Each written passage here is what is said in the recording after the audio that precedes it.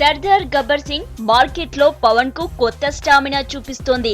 గత ఏ సినిమాకు లేని హైప్ క్రియేట్ అయ్యింది. మార్కెట్ పరంగా ఇప్పటికే 100 కోట్లకు చేరుకుంటుందని అంచనా వేస్తున్నారు. అయితే బాహుబలి రికార్డ్స్ ను బ్రేక్ చేస్తుందా లేదా అని మాత్రం ఇప్పుడే చెప్పలేమంటుంది ఫిల్మ్ ఇండస్ట్రీ. నైజాం ఏరియాలో 20 కోట్ల రూపాయలకు రైట్స్ అమ్ముడుపోవడం చూస్తుంటే పవన్ కెరీర్ లోనే హైయెస్ట్ రేంజ్ అంటున్నారు. బాహుబలి 25 కోట్లు పలికింది. సర్దార్ 20 కోట్ల వరకు వచ్చింది. ఒక ఓవర్సీస్ మార్కెట్ కూడా ఊహించని ధర వచ్చినట్లు టాక్ నడుస్తుంది. ఇప్పటికే 70 నుంచి 80 కోట్ల మార్కెట్ జరిగినట్లు అంచనా వేస్తున్నారు.